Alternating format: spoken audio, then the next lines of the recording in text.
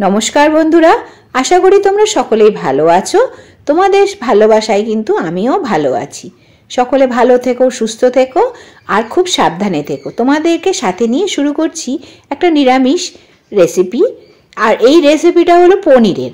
তোমরা যদি এই শীতের মরশুমে গরম গরম কিছু খেতে চাও, রুটি, পরোটা, লুচি বা ফ্রাইড রাইস বানিয়ে, আর সেটা যদি হয়ে থাকে নিরামিষের দিন, মানে নিরামিষ খেতে হবে, মাছ বা মাংস কিছু রান্না করা যাবে না, তখন পেঁয়াজ রসুন ছাড়া যে রেসিপিটা হবে পনিরের, সেটা একটু শেয়ার করছি তোমাদের সাথে। পনির নিয়ে নিয়েছি, দেখেইছো। এখানে আমি তার আগে একটু মশলা রেডি করব। নিয়েছি একটা মিডিয়াম সাইজের গোটা টমেটো, কয়েকটা গোটা কাজু বাদাম আর 3 চামচের মতন পোস্ত। এটাকে আমি খুব সুন্দর করে দেখো এই যে ব্লেন্ড করে নিলাম। মিহি একটা পেস্ট হয়ে যাবে। 2-3 বার ঘোরাতে হবে, যেহেতু টমেটোর সাথে পোস্তটা দিয়েছি সেই জন্য হয়তো একটু সময় লাগতে পারে, তবে মিনিট 5 রাখবে, আবার একটু ঘোরাবে, এরকম করে ঘোরালে খুব সুন্দরভাবে পেস্ট হয়ে যাবে। এদিকে পনিরটাও আমি প্যাকেট থেকে বের করে একটু বড় বড় সাইজ করে কেটে নিচ্ছি। তাতে না আমার সার্ভ করতেও খুব সুন্দর সুবিধা হয়, আর সার্ভ করতে গেলেও কিন্তু খুব সুন্দর লাগে দেখতে। এবার পনিরটা বড় বড় কিউব করে কেটে নিলাম, তোমরা নিজেদের ইচ্ছে মতন কেটে নেবে। আর এখানে একটু কড়াইতে সাদা তেল নিচ্ছি। এই রান্নাটাতে সাদা তেলের প্রয়োজন। টমেটো যদি ঘরে না থাকে তাহলেও চিন্তার কিছু নেই, টমেটোর বদলে একটু টক দই দিলেও এই রান্নাটা খুব ভালো হয়, মোটামুটি একই স্বাদ আসে। এবারে আমি একটু ভুলই করে ফেলেছি, খুব তেলটা গরম না হওয়ার আগেই আমি পনিরটা ছেড়ে দিয়েছিলাম তেলের মধ্যে। তো যাই হোক, তারপরে ঠিক হয়ে গেছে। আর এই দেখো, পনিরটাকে আমি হালকা করে একটু ভেজে তুলে রাখলাম।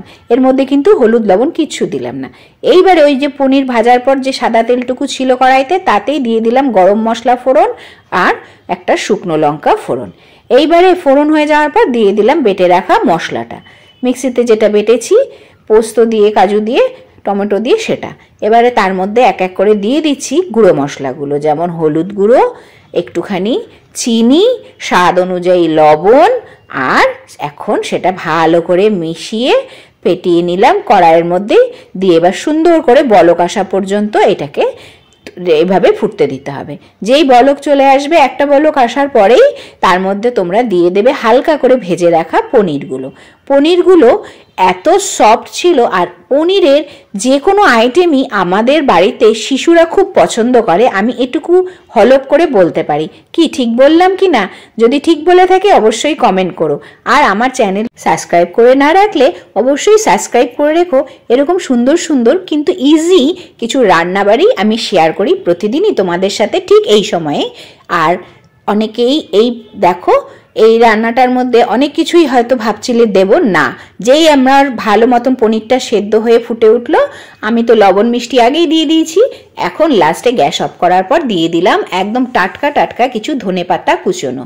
এই ধনেপাতা দেওয়ার পরে আমি কিন্তু গ্যাস আর অন করব না, খালি এপিট ওপিট করবো একটু কড়াইয়ের মধ্যেই রান্না করা পনিরটাকে। তারপরে গরম গরম সার্ভ করে দেব যে কোনো কিছুর সাথে, রুটি, পরোটা, লুচি বা ভাতের সাথে। তাহলে আজকের ভিডিওটা এখানেই শেষ করছি। ভিডিওটি কেমন লাগলো অবশ্যই একটা কমেন্ট করে জানিও। আবার ফিরবো তোমাদের